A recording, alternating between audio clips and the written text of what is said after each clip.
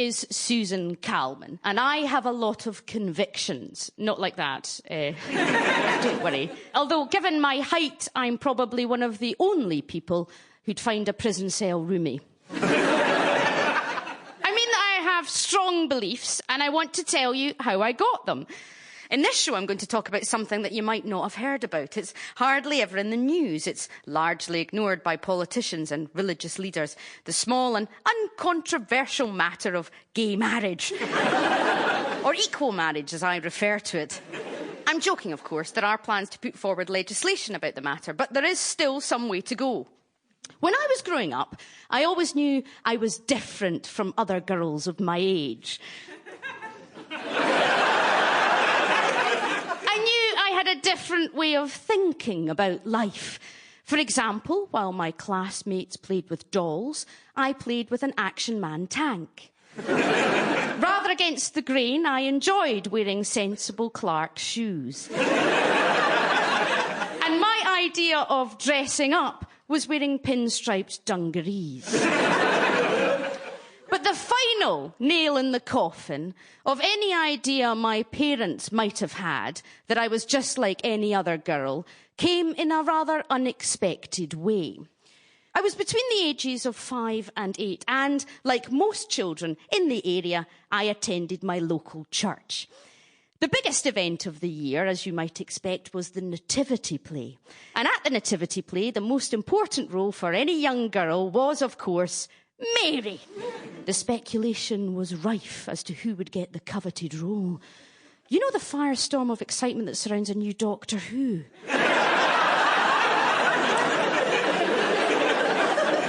It was just like that.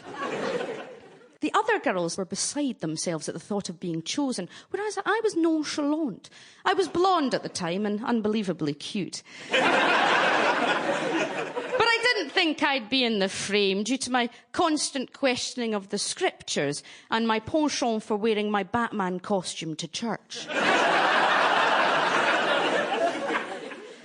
Then the day came.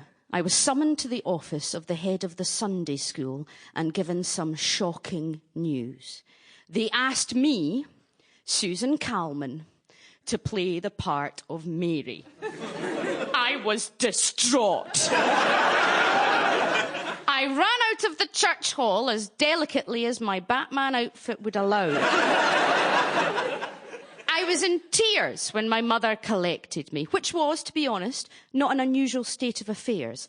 However, even my parents were shocked when they finally coaxed the cause of my concern out of me.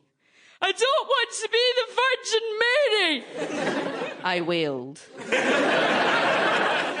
But why, they pleaded. I was unaware at the time, but being the parents of the girl chosen to be Mary clearly had some form of social cachet. Like having a really impressive racehorse. But I was firm. I knew exactly why I didn't want to play the mother of the baby Jesus in the Scotstoun Parish Church nativity play. And I told them, I don't want to be the Virgin Mary because I'll have to kiss a boy.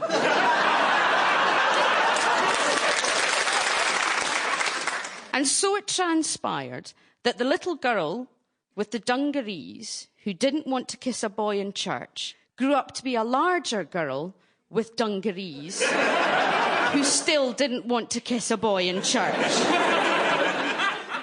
I wasn't so much a friend of Dorothy as that I wanted to go out with Dorothy, spend our Saturdays at IKEA and recycle a lot. Maybe adopt some cats and listen to K.D. Lang whilst carving wood, something. But irrespective of the type of person I wanted to go out with, it's fair to say, when I was younger, I had little interest in relationships. Even at university, I was more concerned with being interesting than finding love. I used to wear a black polo neck, stick copies of Penguin paperbacks in my back pocket, and hang around my local indie cinema looking all brooding. Sample complete. Ready to continue?